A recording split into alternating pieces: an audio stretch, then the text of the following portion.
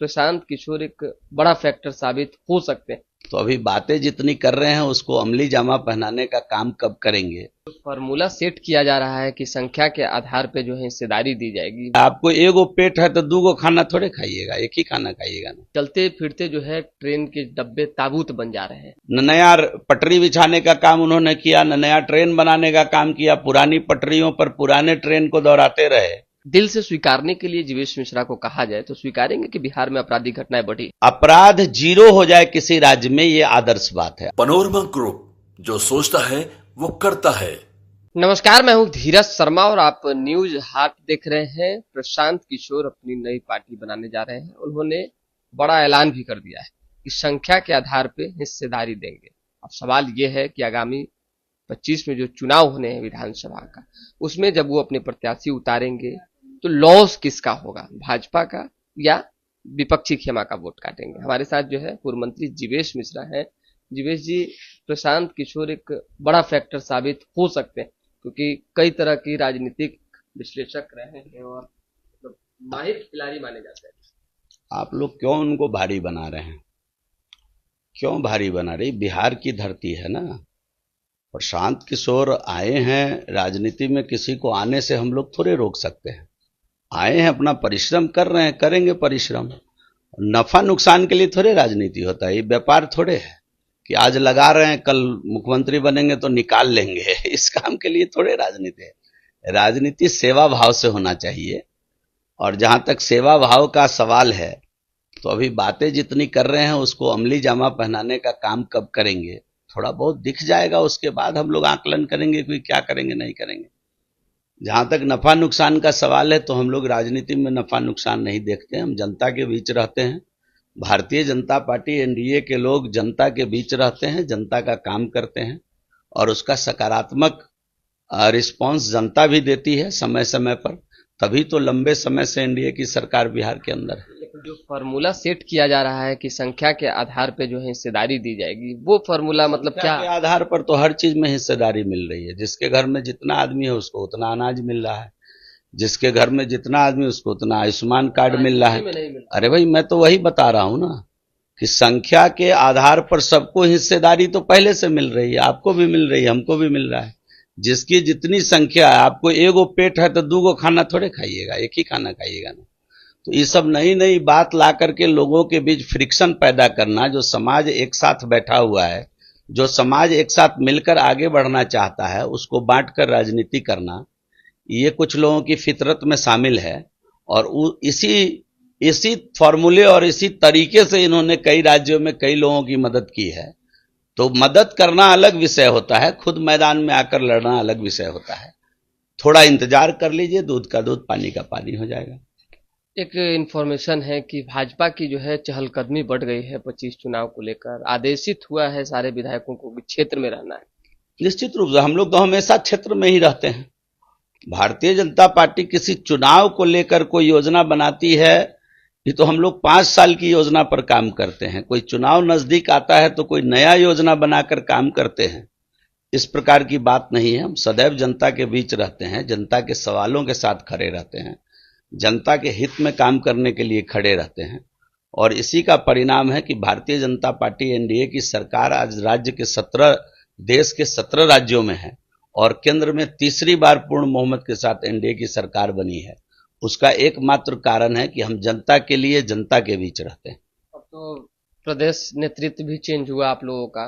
25 में भरपाई होगा 24 का जो लॉस हुआ। 24 का लॉस किधर है? 24 में हम बिहार की 75% सीट जीतने में सफल रहे। और आप एक चीज जान लीजिए कि जो लोग चुनाव खत्म होने के बाद तेजस्वी यादव कह रहे थे कि 25 सीट का पर हम चुनाव जीतेंगे, चुनाव खत्म होने के बाद सभी चरणों के चुनाव जब खत्म हो गया तो श्रीमान तेजस्वी यादव जी ने दावा किया कि हमारी जो रिपोर्ट है, हमारा जो सर्वे है, उसमें हम 25 सीट पर जीतेंगे और केवल 4 सीट पर सिमट गए। तो 4 सीट जीतने वाला खुशी मनाए कि 30 सीट जीतने वाला खुशी मनाए? मुझे बता दीजिए। 30 बड़ा कि 4, मुझे बता दीजिए। तो ये तो कहां से परसेप्शन ये लोग बना रहे हैं? हार कर जीत महसूस करा रहे हैं अपने लोगों को। और हम लोगों को जनता ने जीत दिया 75% सीट। अगर हम लोगों को जनता ने हम लोगों को जिता कर दिया है, तो हम समझते हैं अपने आप में मैं बिहार की महान जनता का आभार प्रकट करता हूं कि बड़ी जीत बिहार के अंदर उन्होंने एनडीए को दिया है। इसके लिए उनको धन्यवाद। लगातार रेल हादसे हो रहे हैं, कांग्रेस ने कहा है कि रेलवे मंत्री को इस्तीफा देना चाहिए। लालू यादव तंज कस रहे हैं कि चलते फिरते जो है ट्रेन के डब्बे ताबूत बन जा रहे हैं। लालू यादव जी से पूछिए उनके समय में कितना रेल हादसा हुआ था। मैं कोई तुलनात्मक बात नहीं कर रहा हूं। रेल हादसा अगर कहीं भी हो रहा है दुखद है, उसको भारत की सरकार ठीक करने की दिशा में सकारात्मक कदम उठाई है। पहले की तुलना में अब रेल हादसा बहुत कम हो रहा है। इधर ये अलग बात है कि एक दो घटना घटी है, उस पर सरकार संज्ञान ले रही है। जांच रिपोर्ट आने के बाद ही सरकार कुछ करने की स्थिति में होगी। लेकिन जहां तक लालू यादव सवाल खड़े कर रहे हैं, तो अपने टाइम की रेल दुर्घटना को याद कर लें, और कांग्रेस पार्टी के लोग अगर इसको निशाना बना रहे हैं, तो कांग्रेस पार्टी के कारण रेल की कितनी दुर्गति हुई है वो जरा याद कर लें। न नया पटरी बिछाने का काम उन्होंने किया, न नया ट्रेन बनाने का काम किया। पुरानी पटरियों पर पुराने ट्रेन को दौड़ाते रहे, और हादसा उनके समय में समय समय पर बड़े बड़े हादसा हुआ। तो मैं कोई तुलनात्मक बात नहीं कर रहा हूं।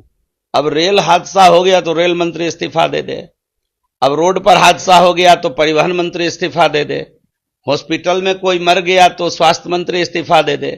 तो विपक्ष का काम है इस्तीफा मांगना। वो इस्तीफा मांगते तो मुख्यमंत्री जी और प्रधानमंत्री जी का डेली इस्तीफा मांगते हैं। तो इस्तीफा उनके हिसाब से होता है क्या? ये जनता तय करके हमको बिठाई है ना। जनता मालिक है लोकतंत्र का। हम जनता की बदौलत चुनकर आए हैं। जनता मालिक है लोकतंत्र। क्योंकि विपक्ष ने कई बार आपराधिक घटनाओं पर जब सवाल खड़ा किया, तो कहना यह कि दिल से स्वीकारने के लिए जीवेश मिश्रा को कहा जाए तो स्वीकारेंगे कि बिहार में आपराधिक घटनाएं बढ़ी? देखिए, अपराध किसी राज्य में 0 हो जाए, एक राज्य मुझे बता दीजिए भारत का, और न केवल हिंदुस्तान का, दुनिया का कोई एक ऐसा राज्य बताइए जहां क्राइम 0 हो। बिहार की बात मैं बता रहा हूं, अपराध 0 हो जाए किसी राज्य में, ये आदर्श बात है। अपराध होंगे, इसीलिए पुलिस कानून बनाकर, पुलिस की व्यवस्था है सरकार के अंदर, कानून की व्यवस्था है इसके लिए सरकार के अंदर। लेकिन अपराध होने के बाद सजा देने में बिहार देश के अंदर त्वरित कार्रवाई करती है।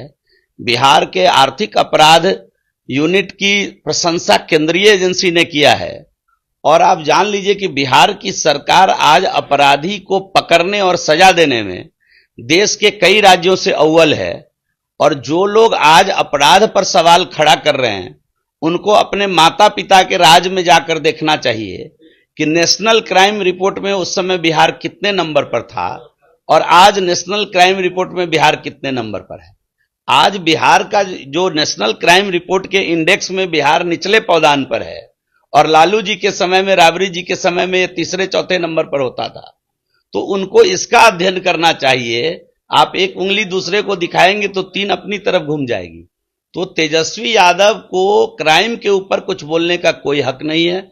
जो व्यक्ति सदन में नहीं था, इतना महत्वपूर्ण मानसून सदन चला और सदन से गायब रहा, जो व्यक्ति, जिसको सदन के कार्यों से लेना देना नहीं है, जिसको जनता के प्रश्नों से कोई लेना देना नहीं है, वो क्या सवाल क्राइम पे उठा रहा है? उसको कौन गंभीरता से लेगा? ये महत्वपूर्ण विषय है। चलिए, बहुत धन्यवाद। देखिए, आपराधिक घटनाओं को रोका नहीं जा सकता है, जीवेश मिश्रा ने कहा है, लेकिन क्राइम कंट्रोल हो रहे हैं, अपराधी पकड़े भी जा रहे हैं।